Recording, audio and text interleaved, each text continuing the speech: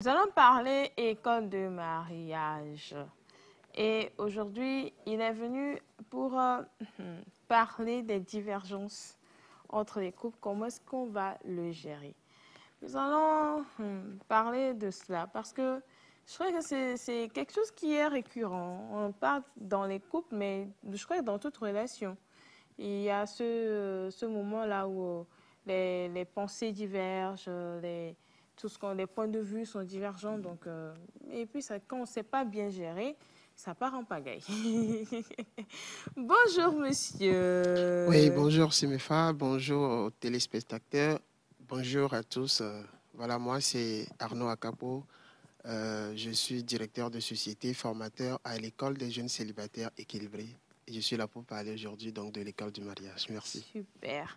Avant d'entamer le thème, j'aimerais spécifier aux téléspectateurs qu'aujourd'hui, on a bel et bien donné le nom du premier gagnant du livre, qui est Monsieur Deti Kalanfei Donald, qui est celui qui a remporté le livre, le premier livre que Maman Noël a mis en jeu. Le second livre, aujourd'hui, est aussi mis en jeu. On a 20 minutes au plus pour répondre à cette question sur le 79 41 93 22.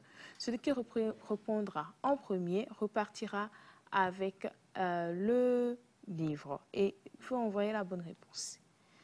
La question va comme suit. Dan, dan, dan, dan, dan. Roulement de tambour. Bon, non, non, non, non. Quelle est la différence entre un récit et un roman? Quelle est la différence entre un récit et un roman? Vous avez le numéro qui est à l'antenne actuellement, 79 41 93 22. Vous envoyez la bonne réponse rapidement et vous avez votre livre. Alors, monsieur Arnaud, Oui, on parle de conflit dans un couple ou bien en relation.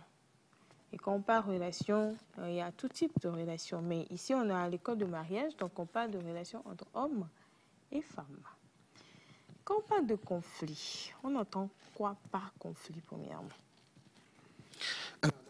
merci pour la question. Alors, il y a conflit lorsqu'il y a des situations d'incompréhension et de tension entre deux personnes, sinon deux groupes opposés. Donc, en ce moment, nous parlons de conflit.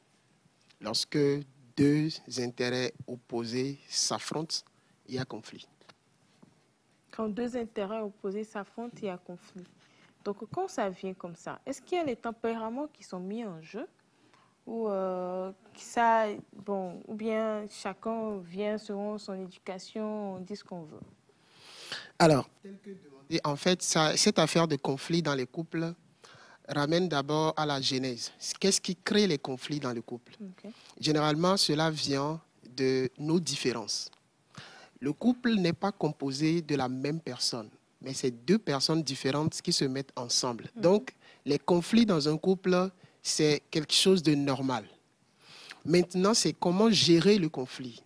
Revenons à la notion, à la notion d'origine, de genèse des conflits, parlant des différences.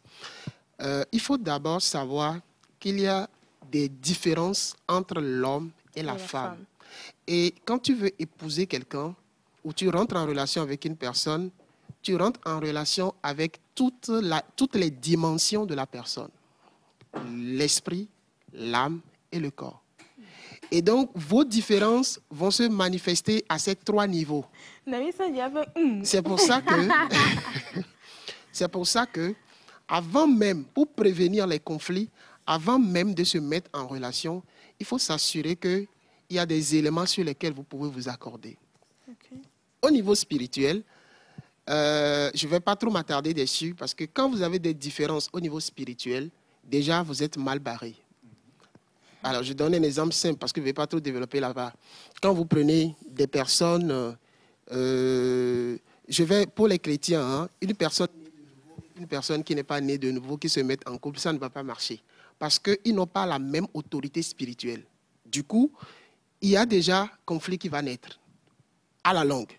Alors, il y a des couples dans lesquels un chrétien et un non-chrétien peuvent être ensemble et ça va marcher. Et ça se passe au moment où Si tu vois les deux, en fait, ils sont dans la même religion spirituelle, sans le dire. Pourquoi? Parce que soit c'est un chrétien qui n'est pas très chrétien, c'est-à-dire très attaché à tout ce que sa Bible lui dit, et avec quelqu'un qui, bon, il est ouvert, c'est-à-dire, bon, que tu sois chrétien ou non, ce n'est pas un problème pour lui. Vous verrez qu'en fait, ils sont ensemble. Donc, ils peuvent aller ensemble sans qu'il y ait des conflits. Mais si c'est quelqu'un qui est très attaché à sa religion, avec quelqu'un qui n'est pas attaché, il y aura problème. Si on descend au niveau de l'âme, l'âme, ici, nous le prenons comme composé de 3 parties. Les émotions, d'abord la pensée, l'intellect, le sens de la réflexion et tout ce qui va avec. La deuxième partie, les émotions. Et la troisième partie, qui est la volonté. À ce niveau également, des différences vont se faire sentir. Parce que vous n'avez pas, si je prends au niveau de la pensée, tout être fonctionne selon sa pensée et son système de croyance. Donc, en fonction de vos systèmes de croyances divergents, vous pouvez tout de suite vous retrouver dans des conflits. Ce n'est pas que vous ne vous aimez pas, ce n'est pas que vous êtes des gens mauvais, mais c'est que vous avez des systèmes de croyances qui sont différents. Donc, il y a du travail à faire. Donc, si c'est au niveau spirituel, comme j'ai donné, généralement, il n'y a pas grand-chose à faire. Hein, parce qu'on ne peut pas amener quelqu'un on ne peut pas véritablement amener quelqu'un au niveau spirituel à changer. Mais si c'est au niveau de l'âme, c'est-à-dire les émotions, la pensée, tout ça, là, on peut travailler. Si c'est au niveau du corps aussi, on peut travailler. Donc, je préfère m'accentuer sur les 2 éléments sur lesquels on peut travailler. Donc, si c'est au niveau de la pensée, que vous avez des pensées, des systèmes de pensée différents, vous allez voir que ça va donner naissance à des conflits dans le couple. Au niveau des émotions, la dernière fois, j'ai parlé des blessures. Avec Abraham, on avait parlé des blessures de l'âme, les blessures émotionnelles. Donc, c'est là. S'il y a des blessures, si l'un a des blessures, l'autre n'en a pas, il y aura problème. Si les deux ont des blessures, c'est catastrophique. Et donc, c'est nécessaire de faire une prise en charge pour véritablement, nous avons l'habitude de dire au niveau de notre école que la meilleure chose à amener dans un foyer, c'est un cœur complètement guéri. C'est-à-dire que quand tu n'es pas guéri émotionnellement, il ne faut pas tenter une relation, ce n'est pas bien. Il faut chercher, à guérir de ces blessures émotionnelles avant de rentrer dans une relation. Ça vous permet de pouvoir gérer beaucoup de choses. Et maintenant, au niveau de la volonté, il faut désirer la relation avant de rentrer dedans. Il faut désirer le mariage. Si vous êtes en relation avec quelqu'un qui ne désire pas le mariage, ça ne marche pas. La personne doit désirer le mariage et vous devez désirer le mariage pour que ça puisse marcher. Donc,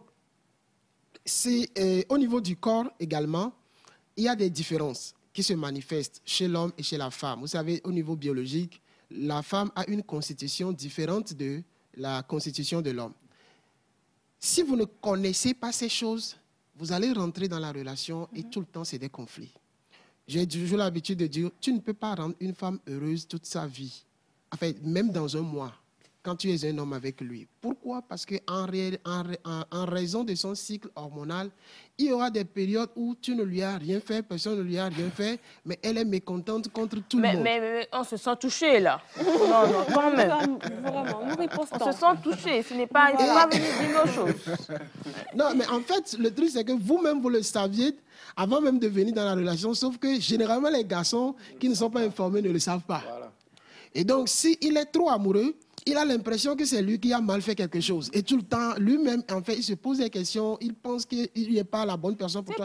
Et si vous avez déjà discuté de quelque chose entre-temps sur lequel vous ne vous attendiez pas, va dire peut-être que c'est l'argent que tu lui avais demandé qu'il ne t'a pas donné là. Non, en fait, pour ça que c'est tu fais ça. ce En fait, il faut savoir profiter des choses. Monsieur Arnaud, quand tu as demandé quelque chose et que la personne ne te donne pas, c'est le moment propice. Alors tu te fâches un peu pour voir si la personne va le donner, puisque ça ne vient pas de ça, ça va donner une joie éphémère. C'est-à-dire qu'elle va sembler être heureuse et puis après, le naturel va reprendre le dessus et puis voilà. Donc, on ne sait jamais. La méconnaissance de ça crée des conflits dans les relations, crée des divergences dans les relations. Donc, c'est important d'avoir cette connaissance sur le fonctionnement de la femme. L'homme aussi, vous voyez, avec nos hormones, la testostérone et autres là, nous sommes agressifs. Il y a des choses, la femme aurait voulu que tu agisses de manière calme, mais toi, tu vas agir d'une certaine manière qu'elle ne va pas apprécier. Donc, la connaissance de nos différences au niveau biologique, au niveau émotionnel, voilà les éléments importants. Vous avez parlé de tempérament. Oui. Justement, la connaissance des tempéraments l'un de l'autre, c'est des choses importantes pour pouvoir vraiment gérer les temps de conflit, les temps de divergence dans les relations dans le foyer. Ok, oui, Madame Sandra.